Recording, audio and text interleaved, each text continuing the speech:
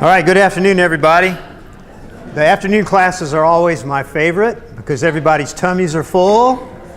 We're talking about taxes. How long can you stay awake, right? I know some of you, we've all met before. We've talked on the phone before. My name's David Elijah. My official title is Director of Education and Training for TaxSlayer. But like I tell folks, that $2.38 will get you a cup of coffee down at the Starbucks when they're open, right? I just celebrated my 20th anniversary with TaxSlayer. Well, thank you. Like Richard said, I'll take applause. November 1st was 20 years full time with the company. Sarah has me beat by a considerable number of years. What is it, 32, 33, something like that? Yeah. So she's got me beat. So any questions, please refer them to Sarah. But actually, and again, some of you heard this story before, I started doing tax returns back in the late 70s during the pencil and paper days. And those of you who've been around, you remember. I actually have a degree in biology, which you can see I'm putting to good use right now. One of my first jobs was at the Medical College of Georgia, down the street here, doing research. And when you work for the state of Georgia, and you get your first paycheck, what's the next thing you do? You go look for a part-time job, right? And I happen to know, well, Jimmy Rhodes and I grew up together. Jimmy Rhodes, of course, one of the founders of TaxSlayer, and his father, Mr. Aubrey. And we were fishing one afternoon, and I was complaining. I'd just gotten my first paycheck, and I said, I've got to get a part-time job.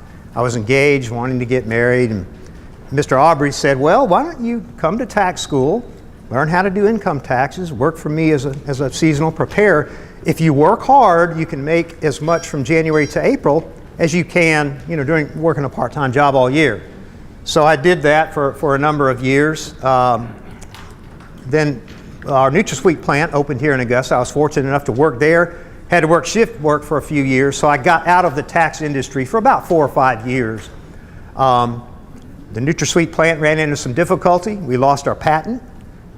I was working in the quality control lab. Quality control, we were usually the first people to go, right? Anyway, Jimmy and I were playing tennis one night in 1997. He said, why don't you come work for me? And so here I am again, putting my biology degree to great use.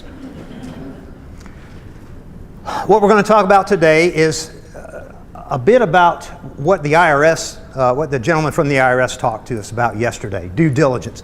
He was kind of using the scare tactics, right? Yeah. So hopefully what we're going to do today is help you with a little logic. What can you do in your office? And we're going to talk about some rules and regulations, but what I wanted to do, I kind of wanted to change this one up a little bit. We'll talk about some client scenarios. Instead of quoting rules and regulations that we're all going to forget when we walk out the door, we'll just try to have a little fun with some of these client scenarios, okay? But first, the rules and regulations. All right, refundable credits, that's why we're here. Each year, more than half of the 1040s that are prepared in the United States claim EIC. What's CTC? Child tax credit. ACTC. What is it? Additional child tax credit. AOTC. American Opportunity Tax Credit, right? All refundable credits, correct?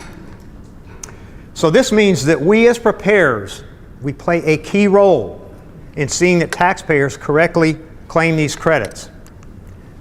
The IRS estimates that 1 in 4, 25% of the EIC claims submitted are incorrect. Incorrect EIC claims result in billions of dollars paid out in error each year. I read the other day, last year, IRS estimates around $16 billion with a B dollars paid out.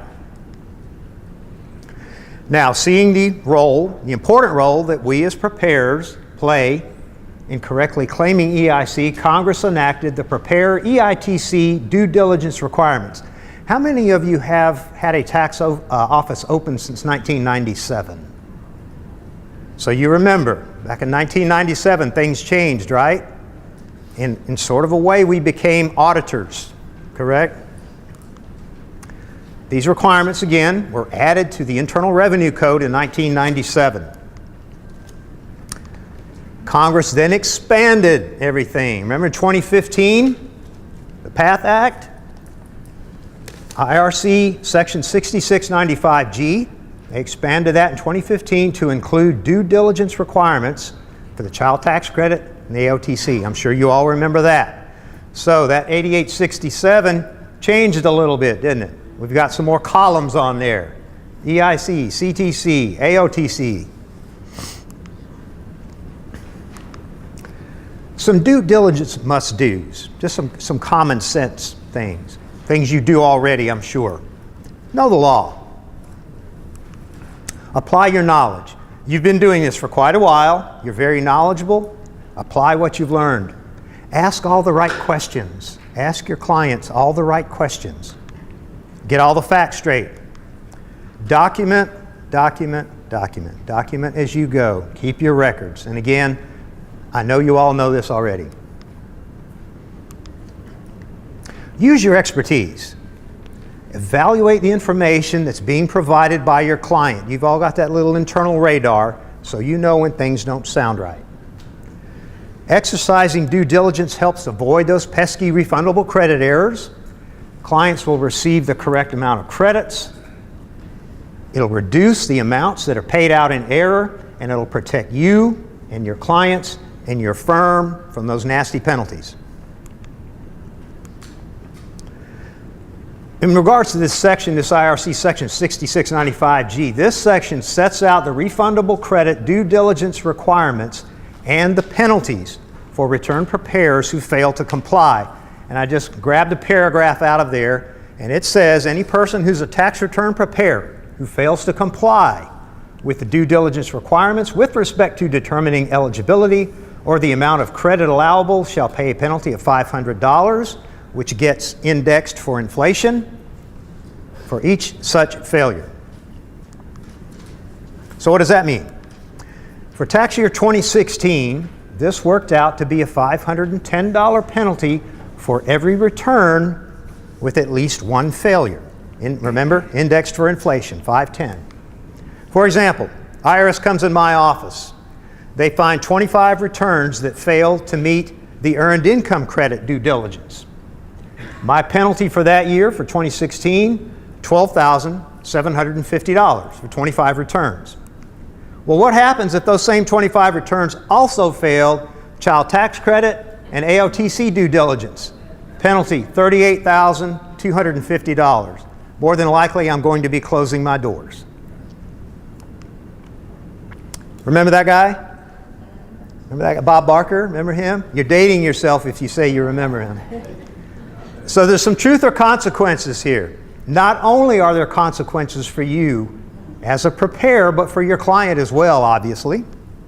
If the IRS examines your client's return and they deny all or a part of a refundable credit, then your client must pay back the amount claimed in error with interest.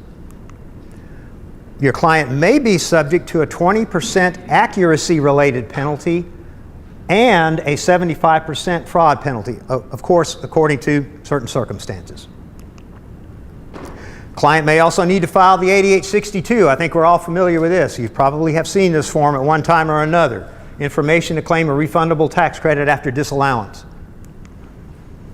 Client may be barred from claiming the refundable credit for 2 years, if the IRS finds the error is due to intentional disregard of the rules, or for 10 years if the IRS finds the error is due to fraud. Due diligence requirement number 1, the 8867.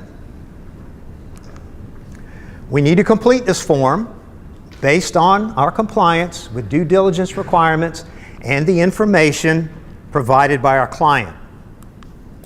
We need to submit this form to the IRS with every electronic, or if you happen to do a paper return that we prepare that claims one of these refundable credits. Just going over the 8867 very quickly, it helps us ensure that we take care of those due diligence requirements for each return that we prepare. Questions 1 through 5, they address our due diligence requirements.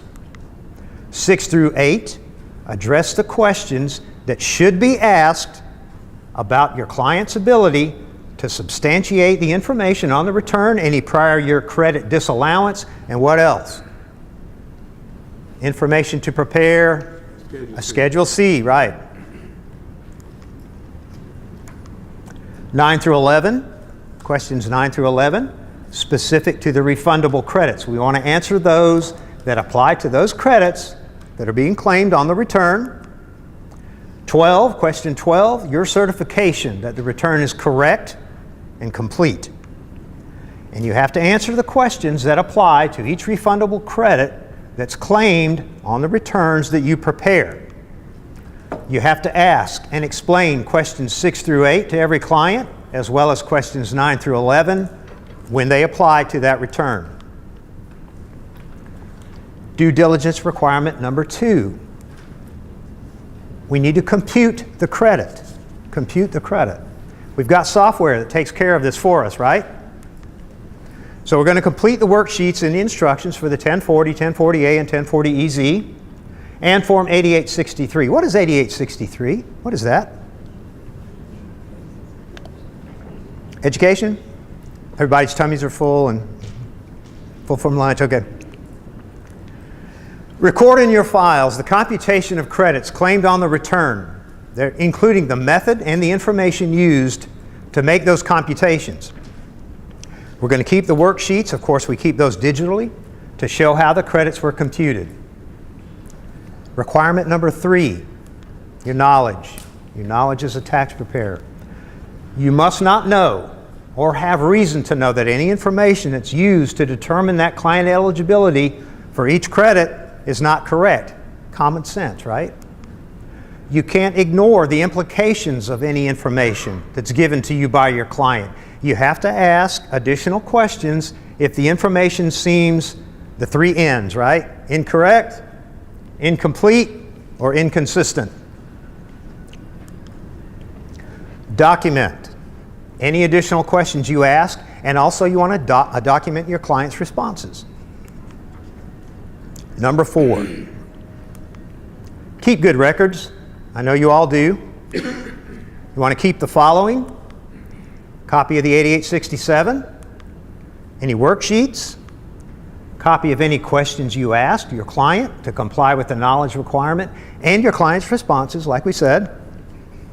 A copy of any document that your client gives you that helps you determine their eligibility for any credit or to compute the amount of a credit, like the education credit, for instance. A record of how, when, and from whom you obtained the information that you used to complete the tax return. Going along with keeping good records, we keep these records for how long? 3 years, right? Well, here's where it gets a little bit interesting. Keep those documents for 3 years from the latest of the following dates: the due date of the return, the date that the tax return was actually electronically filed, the date that a paper return, if you had to do a paper return, was presented to your client for his or her signature, the date that you gave the part of the return. If I'm a non-signing preparer, all right, the date that I gave the part of the return for which I'm responsible to the signing tax return preparer. Also, we want to keep these records, obviously, in a safe and secure place to protect our client's personal information. All right, a little softball true-false question.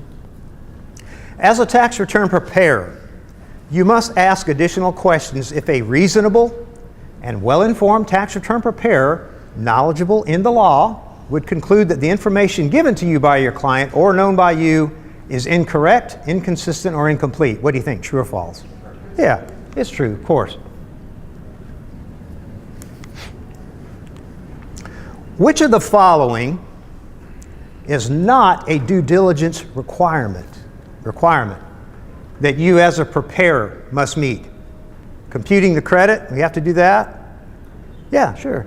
Keep records? Oh yeah. Complete and submit 8867? Yep. Review Social Security cards?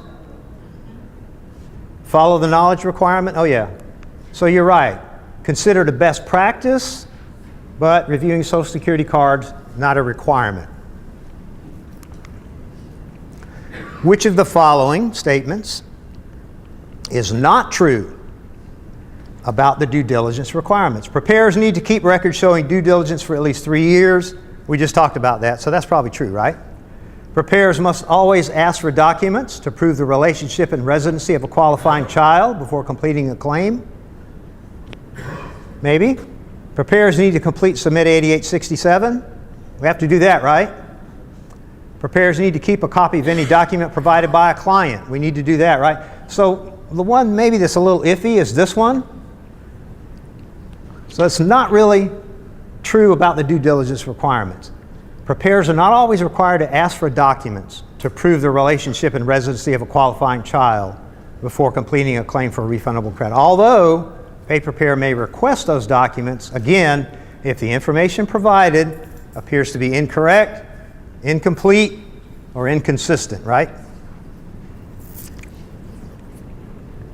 Refundable credits, the requirements for employers. If I employ other tax preparers, how can I protect myself?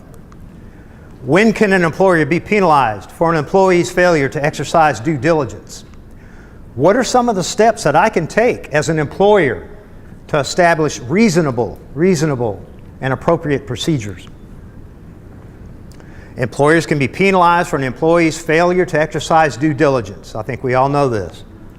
A firm employing a tax return preparer can be penalized under this section 6695G if any of the following occur. An employer knew of the failure to comply with the due diligence requirements prior to the time the return was filed. The firm failed to establish any procedures to ensure compliance with that refundable credit's due diligence. The firm just totally disregarded compliance procedures through willfulness, recklessness, or indifference, and this failure includes ignoring facts that would lead a person of reasonable competence to investigate. So what can I do? What steps can I take as an employer? I can review my current office procedures to make sure that they address all the appropriate refundable credits due diligence requirements. I can review my procedures with my employees, make sure they clearly understand their responsibilities and my expectations. I can conduct annual refundable credits due diligence training. The IRS has some modules out there for due diligence training. I can test my employees' knowledge of due diligence and my procedures. And I'd probably want to go ahead and document these things, right? I can perform recurring quality review checks, check computations, the questions that they're asking the clients, records retention. These are some of the things that I can do to protect my firm. What are some common refundable credit errors? Well, as we prepare returns, we can avoid these common errors by practicing our due diligence. Some common EIC errors, and I'm sure you've all seen some of these before. Claiming children who don't meet the relationship or residency requirements. Over or underreporting income or expenses, particularly on Schedule C. Why would that help? I can maximize that earned income credit, right? Using an incorrect filing status. None of our clients have ever done that, have they? Common child tax credit errors. Claiming children who don't meet the relationship or the residency requirements. Some common AOTC errors. Claiming a student who didn't attend an accredited college or university. Claiming a student who didn't actually pay any qualifying college expenses. Claiming unqualified expenses. Claiming a student for more than 4 years. Remember the AOTC, you're limited to first 4 years. What's the other credit? What's the other education credit? Remember? Lifetime learning. So who's a qualifying child? Issues related to the definition of a qualifying child are reported to be the most costly EIC and child tax credit errors. Child has to meet 4 tests, and again, this is a review for a lot of you, I know. 4 tests for EIC eligibility. Remember any of them? Age, relationship, residency, and what they call the joint return test, right?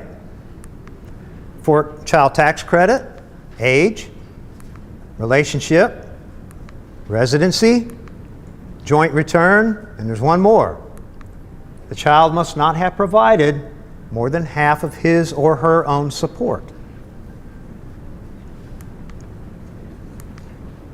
Most children that are claimed in error don't meet the relationship or the residency tests.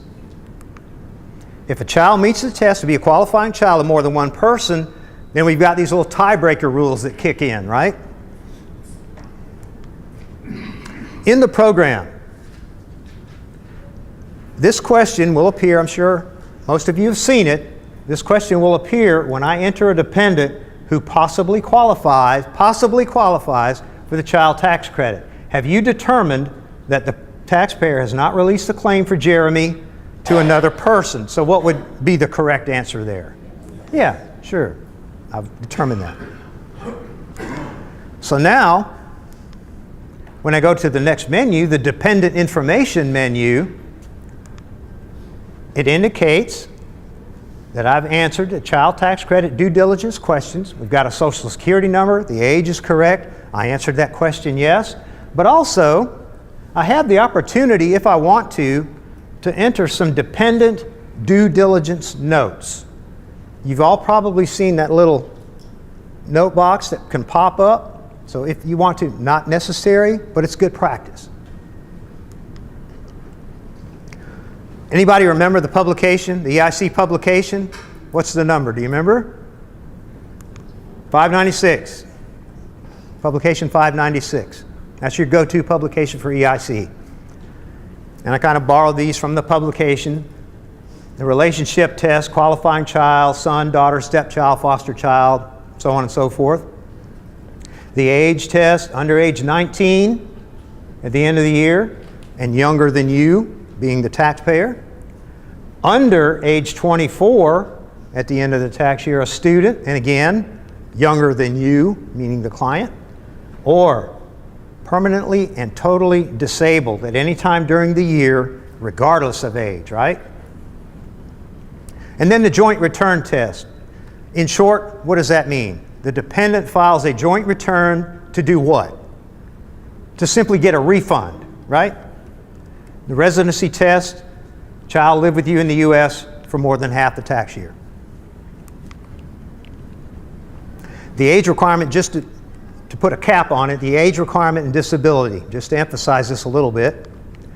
A person who meets the relationship, residency, and the joint return test and is permanently and totally disabled, again, can be any age and be claimed as a qualifying child. A child is considered permanently and totally disabled for tax purposes if both of the following apply. He or she cannot engage in any substantial, gainful activity because of a physical or a mental condition, and also a doctor determines the condition has lasted or can be expected to last continuously for at least a year or can be expected to result in death.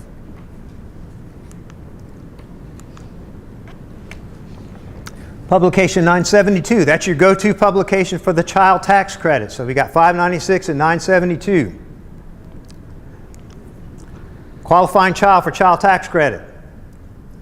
Son, daughter, stepchild, foster child, brother, sister, stepbrother, stepsister, half-brother, half-sister, or a descendant.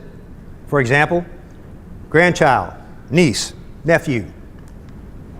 Was under age 17 at the end of the year. Didn't provide over half of his or her own support for the tax year for 2017. Lived with the taxpayer for more than half of the year with some exceptions. What are some of those exceptions, do you think? School, birth, death, maybe military service, could be an unfortunate circumstance. They may be in a detention facility somewhere. Those are some of the exceptions. Qualifying child is claimed as a dependent on your return. Qualifying child does not file a joint return for the year, and again, just to reiterate, files only to claim a refund. Was a U.S. citizen, a U.S. national, or a U.S. resident alien. Child tax credit claim for a child with an ITIN. With an ITIN. To be claimed as a qualifying child with an ITIN, the person must be a resident of the United States. The child must meet the substantial presence test, and that's in the Form 8812 instructions. Anybody familiar with the substantial presence test? Can you quote a little bit of it to me? What would be, what's it? 6 months out of the year supposed to be living here in the United States. 6 months and a day. Gotcha. Or in the last year, or in the past 3 years, you have to have an accumulative, I believe it is, of 3 months. 8 months, I think it is. Somebody help me out. I'm going to tell you, because I knew I was going to get this question, and I wanted to look it up for myself, just to kind of cover myself. Substantial presence test, according to the 8812 instructions, 31 days during the tax year, and 183 days, you were close, during the 3-year period that includes 2017, 2016, and 2015. Now, how do you count that? How do we determine that? Well, they're saying all the days in 2017, a third of the days in 2016, and a sixth of the days in 2015. And again, I am continually amazed that somebody is sitting at a desk thinking up all of these things. So part 1 of the 8812 has to be completed. Claiming a child with an ITIN who's not a resident of the United States is a common error. Your due diligence requires you to ask questions to find out if the child meets that substantial presence test or is a resident of the United States. You should also ask if the client can do what? Provide documentation to support that child's status. Some potential qualifying child, some problem areas, potential problem areas here. If you believe that the information given by your client is incorrect, inconsistent, or incomplete, you need to dig a little deeper. For example here, your client claims a child other than a son or a daughter for these credits. Well, you might ask, where's the child's parent? Did one of the parents live with you? Can anyone else possibly claim this child? Maybe the age of your client compared to the age of the child seems a little inconsistent with the norm, right? You've seen that before, I'm sure. You might want to ask, how are you related to the child? Are you related by marriage? And these questions seem a bit intrusive, but we have to protect ourselves as preparers, right? If you believe that the information that's given by your client is incorrect, inconsistent, or incomplete, again, we keep digging a little deeper. Another example, client claims an adult with a disability as a qualifying child for the Earned Income Credit. We might ask, has a doctor or a healthcare provider stated that this person is permanently and totally disabled? Does the disability meet that IRS definition of permanent and total? Maybe your client claims a child with an ITIN for the child tax credit. You may ask, does the child meet that substantial presence test? Or is the child indeed a resident of the United States? All right, little test, qualifying child requirements. Which of the following is a qualifying child requirement for both EIC and the child tax credit? And again, I know for a lot of you this is just a review. The relationship test, residency test, income test, all of the above, or both A and B. A and B. If you said A and B, you are correct. Age, relationship, residency, and joint return. Income test does not apply.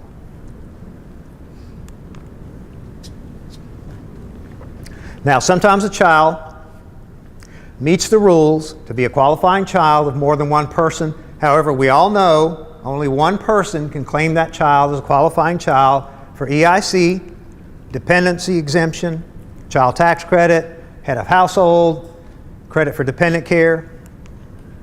The other person can't take any of the above unless he or she has a different qualifying child. And those tiebreaker rules determine which taxpayer gets to claim the child as a qualifying child. Some special rules apply in the case of divorce or separation. We're not going to get into that today. Now, just to highlight some of these tiebreaker rules, they get a little murky. The child is treated as a qualifying child of the parent if only one of the persons is the child's parent. Pretty straightforward. The child is treated as a qualifying child of the parent with whom the child lived longer during the tax year. Again, pretty straightforward. And the parents don't file a joint return. Child is treated as a qualifying child of the parent with the highest adjusted gross income if the child lived with each for the same amount of time during the year, and again, no joint return filed. So we're kind of drilling down here a little bit. Qualifying child of the person with the highest AGI if no parent can claim the child, or if no parent claims the child and each of the persons has a higher adjusted gross income than any parent who can claim the child. All right, earned income credit in the program. A lot of you, probably most all of you, have seen this. Once I exit the income menu, the program will make a determination. Hey, this client may qualify for earned income credit based on income, maybe filing status, a dependent on the return. The program's going to recognize that. So we're going to jump into this menu. This menu is going to hit me in the face when I leave the income menu, right? So in this particular case, my client has a Schedule C, this little practice return I've got in here. Got a Schedule C, net income $16,500. Head of household, one qualifying child. All right, so things sound pretty good so far. This client probably qualifies for EIC. If I'm a new preparer, if I'm nervous, and I just accidentally hit that exit button, you know, I'm intimidated by the client sitting across from me, whatever. If I accidentally hit that exit button, I'm going to see this. According to the questions, I haven't fulfilled the due diligence. Do I want to return? Do I want to go back? Oh yeah, I sure do. So, question for all taxpayers. Question number one. We're all going to pick the right answers here, right? Was the taxpayer non-resident alien for any part of the year? No. Did I explain to the taxpayer the rules about claiming EIC when a child is a qualifying child, blah, blah, blah, blah, blah? Oh, yeah. Anytime I see, did you explain? Probably better answer yes, right? Did you explain to the taxpayer that he or she may not claim EIC if the taxpayer has not lived with the child over half the year? Oh, yeah. Sure did. So, bam. Question number one, taken care of. But I've got a qualifying child on this return. So anytime I see in this menu, anytime I see the words must answer, yeah. What must I do? Yeah. I must answer, right? So I'm going to hit item number 2. Does Jeremy qualify another person for EIC? No. We got away easy with that one. One question and we're out, right? So now the fun begins. The 8867. Did I complete the return based on info for that tax year provided by the taxpayer or reasonably obtained by you? Oh, yeah. Did I interview the taxpayer, ask adequate questions, and document? Oh, yeah. Did I review adequate information to determine that the taxpayer is eligible to claim that credit? Yep. Now you need to start being careful here, right? Did any information provided by the taxpayer, a third party, or reasonably known to you in connection with preparing the return appear to be incorrect, incomplete, or inconsistent? No. Yeah, we've answered all these other questions. Yeah, so you can't really fly through these. You Got to be careful. Now, a lot of you, again, I know you've been with the program for a long time. Some of you may not have been. See that right there? Press F8 for notes. At any time during this interview process, I can press that F8 key on my keyboard, and it's going to open up my due diligence notes screen. You probably, I see some heads nodding, you probably have seen that before. Did I satisfy the record retention requirement? Yes.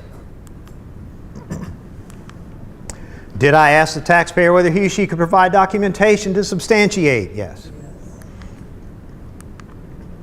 Did I ask the taxpayer if any credits were disallowed or reduced in a prior year? What do you think the next question is going to be? Were any of those credits disallowed? No. Did I ask adequate questions to prepare a complete and correct 1040 Schedule C? Remember, my client had a Schedule C on the return. So I have to answer this question. Yes, I did. Do I certify that all answers on this 8867 are, to the best of my knowledge, true, correct, and complete? Yes, they are. Remember, we saw the 8867 a while back. This is where all this goes. So now, moving down the menu here. Qualifies, I've got answered. However, I've got a little caution up there. Some due diligence warnings. I want to click on option number 6 to review these warnings. I'm told that the return contains EIC, but there's no due diligence notes. So I need to put some due diligence notes in there. So here in option number 5, I've got my EIC due diligence notes. When I pop that open, there's where I can start entering my notes. And again, just to reiterate, this is what appears when I hit that F8 key. Okay?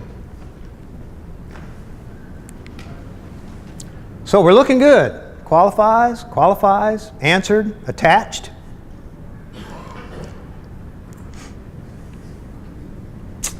Now, one other thing that I can do, a best practice. I'm on the EIC information edit screen, and I'm told $510 penalty per credit. But down here, I can put some additional EIC due diligence documentation. Yes, sir? Does that carry over to the next year?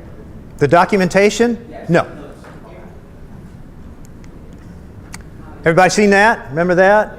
If you've used the software, you've seen this before. That's the additional again, a best practice, not a requirement. But, however, it's probably a good idea to spend an additional 30 minutes on this return and save yourself a lot of time and trouble later on. You've got 2 pages of this. Now, if I want to change the program up a little bit, my due diligence configuration, some of you have probably played with this before. In my configuration main menu here, I've got an option for advanced configuration. So I'm going to pop in there, advanced configuration. And in that menu, I've got an option for due diligence configuration. So if I pop in there, this is how the software gets shipped. These are how the questions are answered. Complete the 8867 and the due diligence. Why would you ever want to change that to no? You would never want to do that, right? So we'll leave that at yes. Print the 8867 notes with the return. Sure, I want to do that.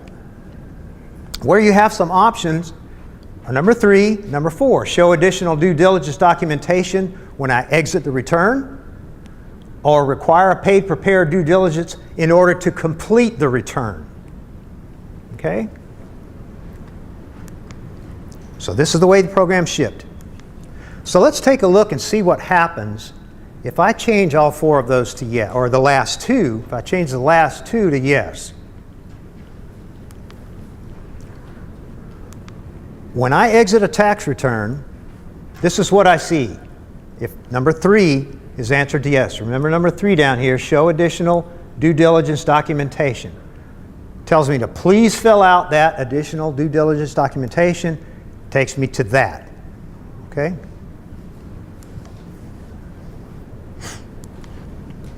Number 4, if I answer that one yes, when I try to exit a client's return, and I've got that answered yes, I can't get out of here until I answer these questions, do the notes, so on and so forth.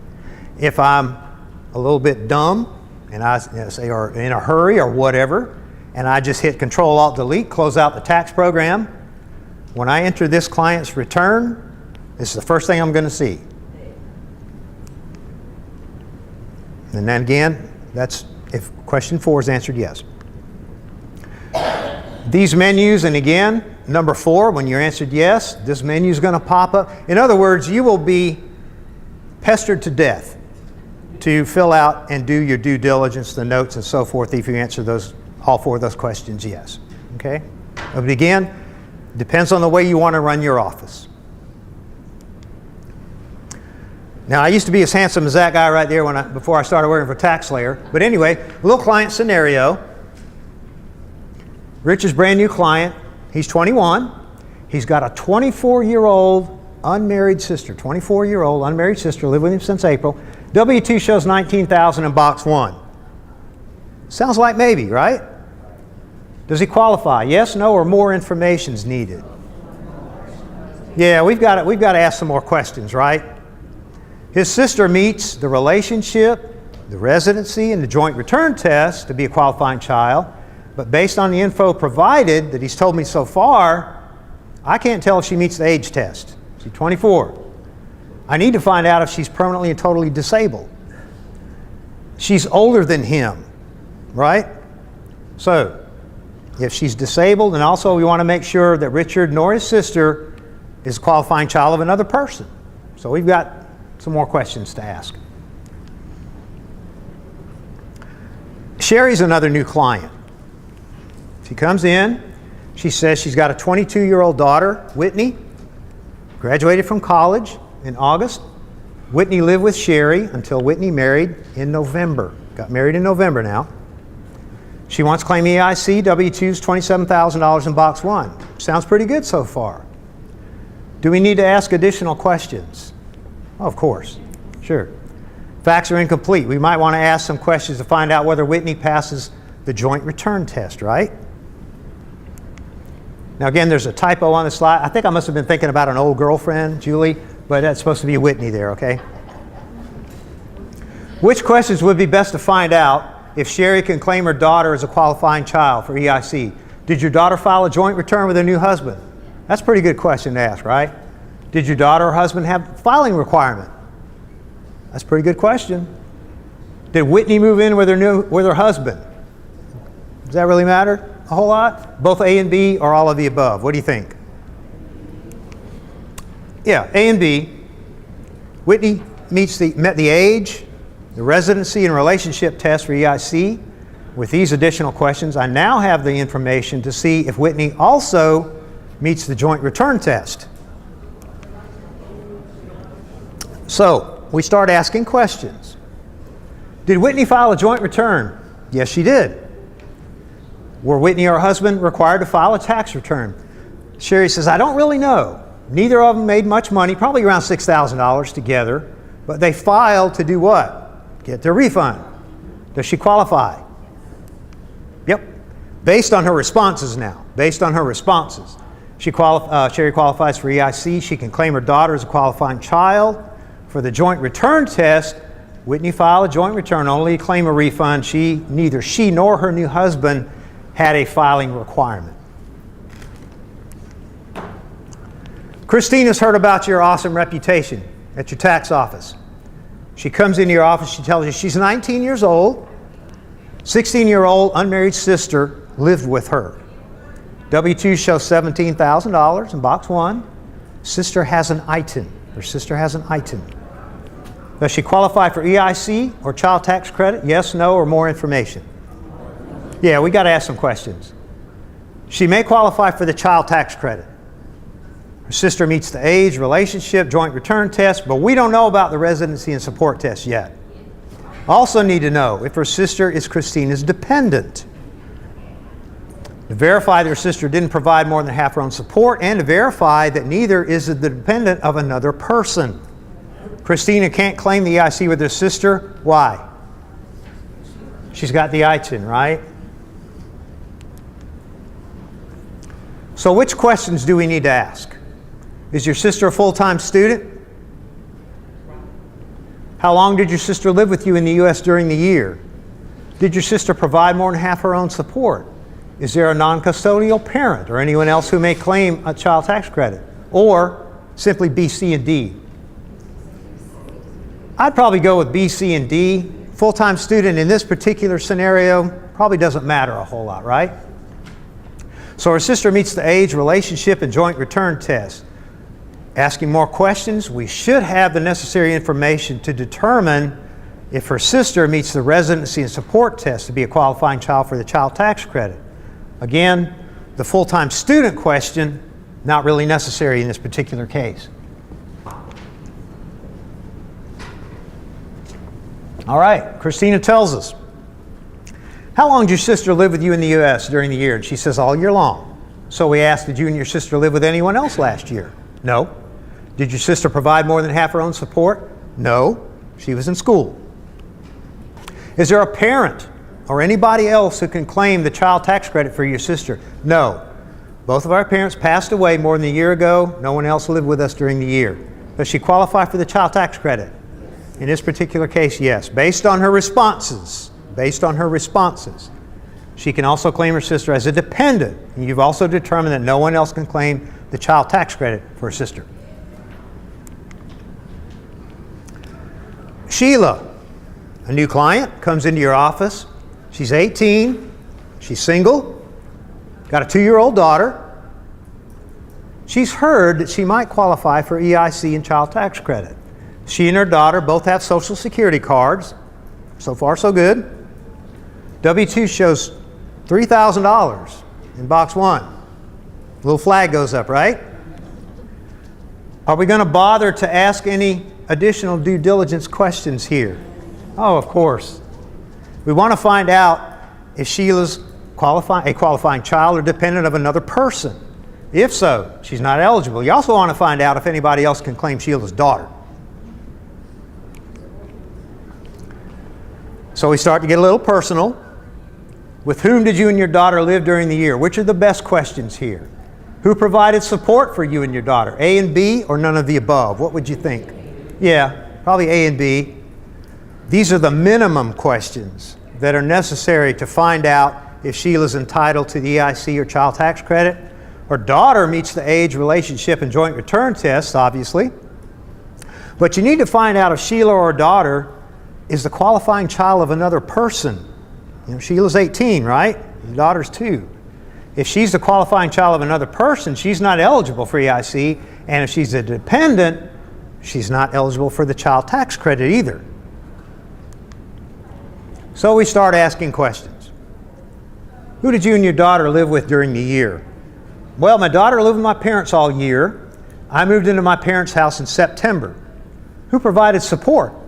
Well, my parents provided most of the support for my daughter from me. I moved back into my parents' house in September because they stopped paying my rent. Does Sheila qualify for EIC or child tax credit? No. Doesn't qualify for either one. Child didn't live with her for more than half the year. She's too young to claim the EIC without a qualifying child, right? She's 18. Her parents may be able to claim the daughter as a qualifying child for EIC and the child tax credit. But Sheila doesn't meet the residency test to be a qualifying child of her parents for the EIC in this case. This one causes a little controversy. This one's a slide that encourages a little bit of a discussion. Stephen's a new client. He's 32. He's got 2 stepsons, ages 7 and 9. Boys live with him all year in the country. Boy's mother moved in with them in October. W-2 box 1 shows $20,000. He's in the range there, right? Am I going to bother to ask additional due diligence questions in this scenario? Now, I have to assume that everything he's telling me is true, is correct. So do I need to bother to ask any other questions? Now, some people say yes, but I actually stole this scenario directly from the IRS, okay? They're saying in this particular case, no. Based on his responses, okay? Based on his responses.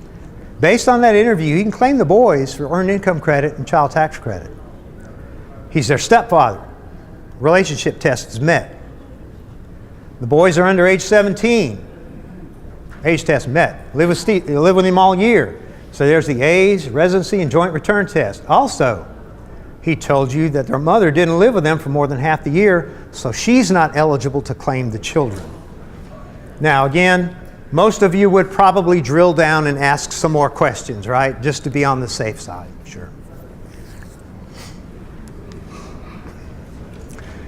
Glenn comes to you, have his taxes prepared. He's 29, has a niece, 2 years old. Glenn shows you his card, Social Security card, as well as his niece's Social Security card. So we're good there. Niece and the child's mother lived with him all year in the United States. W-2 shows $23,000, so he's in the range. He wants to try to claim the EIC and child tax credit. Well, am I going to ask additional questions in this case? You better believe it. We need to determine if the child's a qualifying child of another person. So what questions do we need to ask here? What are the best of this list? What's your relationship to the child's mother? Probably a pretty good question. Why is the child's mother not claiming her? Where's the child's father? Do you know the mother's income? A and C, B and C. What do you think? B and C. We need to ask the right questions to find out if Glenn can claim his niece as a qualifying child for EIC and CTC. If his AGI is less than his niece's mother's AGI, he can't claim the credits with his niece as the qualifying child, the AGI test, right? So we start asking questions. Why is the child's mother not claiming her? My sister said I can claim her daughter since I've been supporting the two of them for all year long. Her husband passed away a few years ago. Do you know your sister's income? Yes, I do. Worked part-time, earned about $8,000 last year. That's all of her income. Does he qualify for EIC and the child tax credit? He can claim his niece. No parents claiming the little girl. His AGI is higher than his sister's. And as a follow-up, you might want to ask Glenn if he has the documents, the birth certificates, marriage certificates to prove how he's related to his niece and that his niece did indeed live with him if he's ever audited. Haley, she's one of your returning clients. You're familiar with her. For the past 2 years, she's claimed one qualifying child on a return. This year, she tells you she wants to claim 2 children, 13 and 14 for EIC and child tax credit. Situation a little different this year. One of the children is her daughter, the other is a niece. So we're okay there, right? She and her daughter have Social Security cards, but her niece has an ITIN. W-2 is $12,000. She's in the range. Are we going to ask additional questions? Sure. We need to find out if both children meet the age, relationship, residency, and joint return test to be qualifying children. Also, for the child tax credit, need to determine whether each child is Haley's dependent. Also need to determine whether a non-custodial parent may claim either child as a dependent and the child tax credit. And also we need to make sure each dependent meets the support test. So yeah, we've got to ask some more questions. So what are the best questions here? With whom did the children live during the year for how long? That's a pretty good question. How many bedrooms in your home? What does that matter? Is there an 8332 or a similar statement? Everybody familiar with 8332, right? Releasing the claim to the exemption. Who provided support for the children? So, A, C, and D, right? We only need to ask the most relevant questions. She tells us, we asked, did the children live with you, and if so, for how long? She says, my daughter lived with me all year. My niece lived with me since the first week of this past June. Is there an 8332 or similar statement releasing claim to the exemption? No. Who provided support for the children and in what amounts? I provided all the support for both my daughter and my niece. Does she qualify?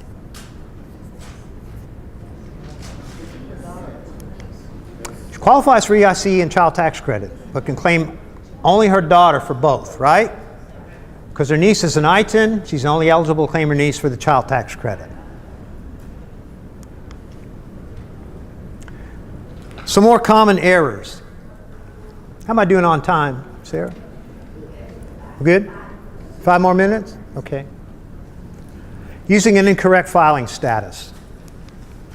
Some married taxpayers, believe it or not, intentionally claim single or head of household filing status to qualify for EIC, child tax credit, and the American Opportunity Tax Credit, or to maximize their EIC. None of your clients have ever done this, right? Tax law that allows some married taxpayers to be treated as not married and claim the head of household filing status is very limited if you've ever looked at it.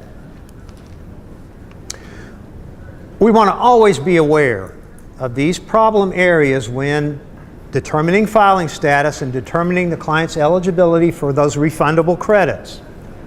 Clients who say they're separated and qualify for head of household, clients who say they're head of household are single when they're married, clients claiming head of household when they should be claiming married filing separate. More than one head of household at the same address, that should throw up a red flag, right? EIC and American Opportunity allow 4 filing statuses. You know what they are? Remember what they are? Married filing joint, qualifying widow or widower with dependent child, single, head of household. What's the one that's being left out? Married filing separate. Yeah, your married client can't file as a married filing separate and receive EIC or American Opportunity Tax Credit, right? A married client who lived apart from his or her spouse for the last 6 months of the year and files a separate return may file as head of household if he or she meets the following requirements: has a child, stepchild, or an eligible foster child who can be claimed as a dependent or could claim, except for the rule for children of divorced or separated parents, and paid for more than half the cost of keeping up the home that was the client's home and the main home for the child for more than half the year. Should say for more than half the year there. Filing status in the software. I can go to Advanced Configuration. And in the, once again, in that Advanced Configuration menu, I have an option to use the Head of Household worksheet. You can toggle that on and off. So if you have a client that has that wants to file Head of Household, there is an interview process that you can turn on to determine, ask questions if this client indeed is eligible to file as Head of Household. Okay? And I think my time's done. Okay, thanks, Sarah.